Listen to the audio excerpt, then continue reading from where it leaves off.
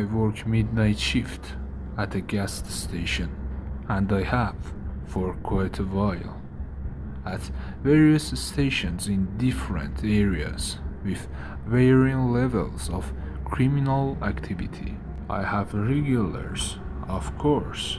I'm a small statured woman, as is my partner the other half of the week, and we've always been partners. So, these regulars often worry about us and keep watch on creepy occurrences when they can. I had one man who worked in the metro about an hour away who would stop in every morning for his cigarettes.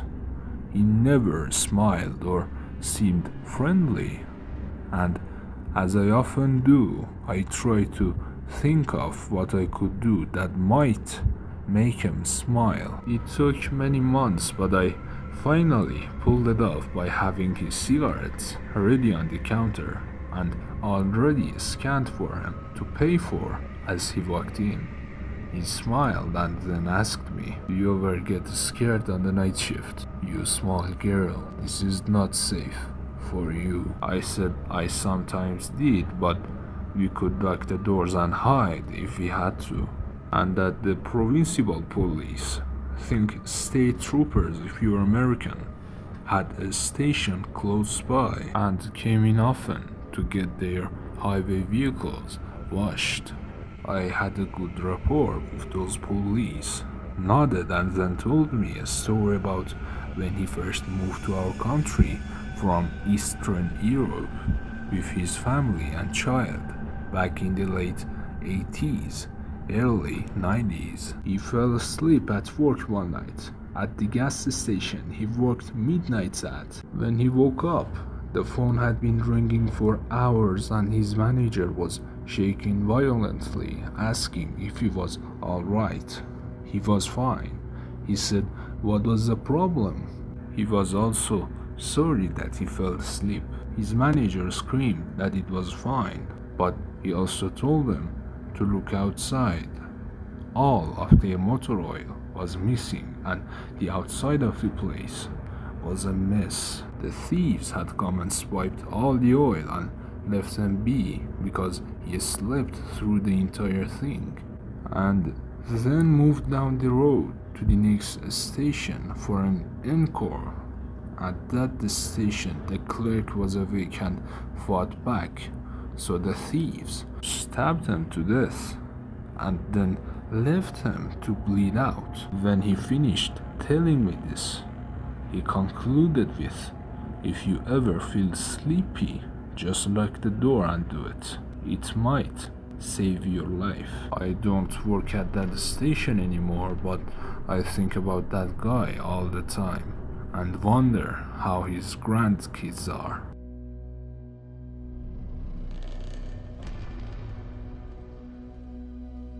The other night, my wife took our child out for several hours. In that time, I wrapped up work, then left to get dinner around 4:30 p.m. Got home around 6:30, played with our dog and did a few chores. Then my wife got home about 7:30, relaxed a bit, and I headed for bed about 9 p.m. Usually up early with our kid. Maybe 2 minutes after crawling into bed, I get a text from my wife with a picture of our dry erase menu board on our fridge. See, usually at the start of the week, my wife fill out a rough menu for dinners that week. I remembered seeing it earlier in the day, and it was filled out as expected. The picture she sent was of the menu, all scrambled up, like the letters were all moved everywhere, with random words and squiggles throughout. Some of it was her writing, but others were incomplete words or rewritten words in handwriting that wasn't hers or mine. This freaked us out, as our 1-year-old certainly didn't do it. The county sheriff showed up and swept the house and found nothing. Nothing was out of the place or missing either. He was spooked. He said they never get a call out in the country where we are and recommended that we change our locks.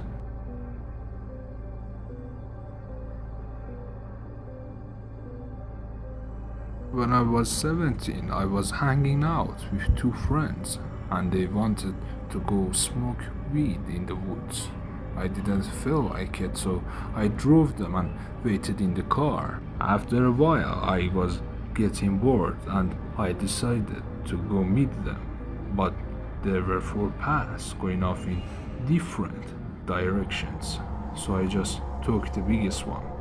After walking for a few minutes in the pitch black forest, before flashlights on phones, I come across this dip in the trail, and on the other side is a bench, lightly visible due to the moonlight. On the bench is sitting a man and another one is standing in front of him, but I can only make out silhouettes.